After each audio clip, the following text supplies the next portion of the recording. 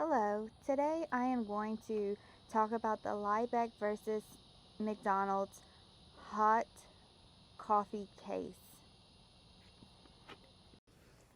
In McDonald's backgrounds, brother Richard and Maurice McDonald's moved their family from the East Coast to the West Coast in the 1920s, landing themselves in Hollywood, California. While the brothers sought out opportunities in the movie business, things didn't work out due to the Great Depression's pitfalls. But the brothers noticed that money was still being spent on food, and they decided to develop the speedy service restaurant business. They opened their doors or rebranded McDonald's as a burger and fry business in 1948. McDonald's today is a multi-billion-dollar company and considered one of the top 10 businesses in the United States.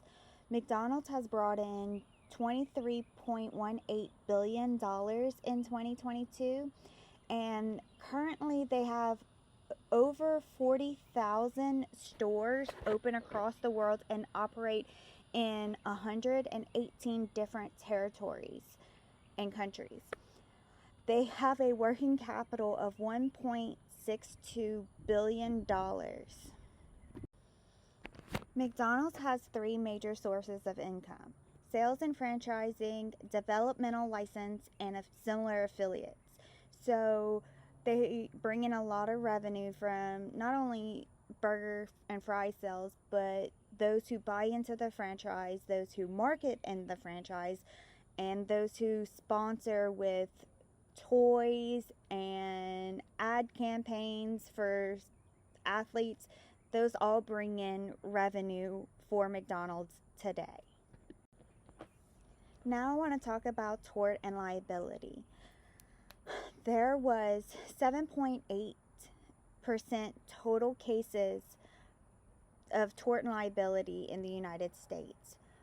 What is a tort case? Well, it's a wrong that was committed against a person and the compensation for that wrong. Hot coffee case. In February of 1992, Miss Stella Liebeck and her nephew pulled through a McDonald's drive-thru to order breakfast. Her nephew then pulled into a parking spot so that they could eat their breakfast. Upon lifting the lid to put her sugar and cream in, the cup tipped over, spilling in her lap, causing severe burns. Her nephew then rushed her to the emergency room, where she would spend the next 8 days receiving hospital treatment for third-degree burns and skin grafts. Stella had then asked that McDonald's pay the $10,000 in hospital bills and $10,000 for the next 2 years of recovery after the burns, and to please lower their coffee temperatures.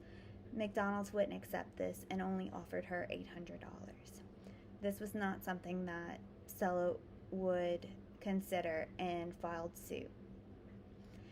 During the court case, expert witnesses had came in and testified that in McDonald's owner manual, they stipulated that they were serving their coffee at 180 to 190 degrees, and their competitors were serving it at 160 degrees, and your coffee pot at home is about 140 degrees. While McDonald's argued that coffee could cause third-degree burns at 160 degrees, expert witness testified that it would take about 20 seconds to cause third-degree burns versus the 2 to 3 seconds it would take from 190 degrees. By the end of the trial, the jury had considered that Stella was only liable for 20% of fault in this case. They awarded her $200,000 in damages, but with the 20%, it reduced it to $160,000.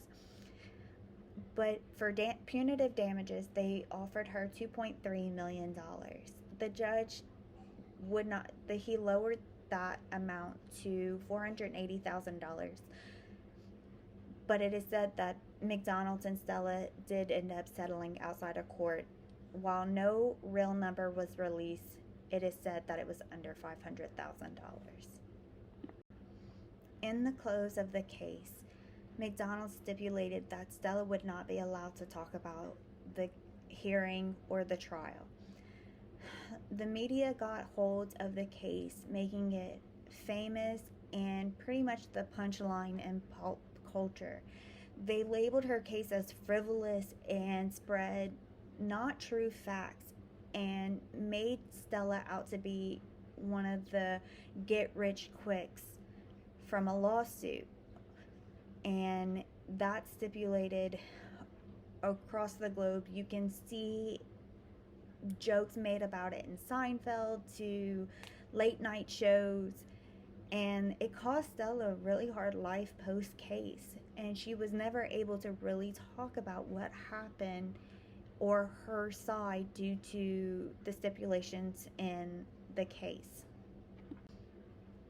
My opinions of this case, while I was just a baby when this happened, I've heard about it growing up, and I too thought, oh wow, I didn't know until I really dug into this case. And Stella had every right.